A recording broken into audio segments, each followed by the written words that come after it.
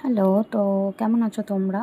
তো আজকে আমি নতুন একটা কাজ নিয়ে এসে গেছি, পাঞ্জাবিতে কালার করব।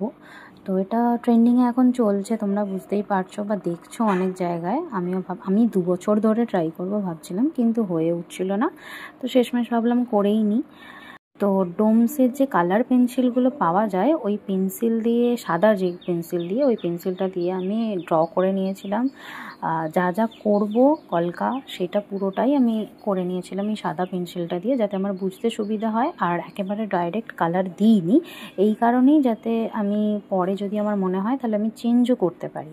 তাই যা আমি করব সেই অনুযায়ী আমি কলকাগুলো করে নিয়েছি। আর যেগুলো আমার মনে হবে যে না, আমার এগুলো দিলে ভালো লাগবে না বা অন্য কিছু চেঞ্জ করার হবে, তাহলে তখন কালার যখন ইউজ করব তখন সেটা চেঞ্জ করে নেওয়া যাবে। তো তাই জন্য আমি একদম রেডি করে নিয়েছি। তো কলকাগুলো কেমন হচ্ছে আমাকে একটু জানিও তো। আমি না খুবই নার্ভাস এটা করার সময়, কারণ কালার একবার যদি দিয়ে দিই তারপরে তো আর চেঞ্জ করা যাবে না। তাই এটা দিয়েই চেষ্টা করলাম।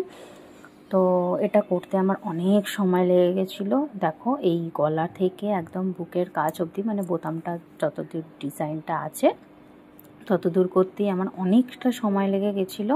তাও এখনও পর্যন্ত এই নিচটা বাকি থেকে গেছে। তো চলো এগুলো করি, করে তারপরে আবার আসছি তোমাদের কাছে। তো তোমরা আমাকে জানিও কিন্তু কেমন হয়েছে। তো এই যে কাঁধের কাজটা আমি চেষ্টা করেছি একটু বর্ডার জাস্ট করে রাখার, কারণ একেবারে হুবহু কলকাটা করিনি। কারণ আমি ভাবলাম যে ওইখানগুলো যখন আমি এতক্ষণ ধরে কলকাটা করেছি, তো এইটা না করলেও হবে, আমি একেবারে ডাইরেক্ট কালার দিয়েই করতে পারবো, অসুবিধা নেই। তো দুটো কাঁধের কাজটাই আমি করেছি। এটা আমার মনে হলো যে কাঁধের কাজগুলো করলে ভালো হবে।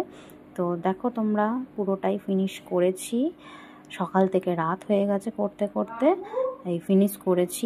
তো একটু শ্যুট করে নিয়েছিলাম যাতে তোমাদের ভালো লাগে। আমাকে জানিও কেমন হয়েছে, ভালো লাগলে একটা লাইক করে দিও। টাটা।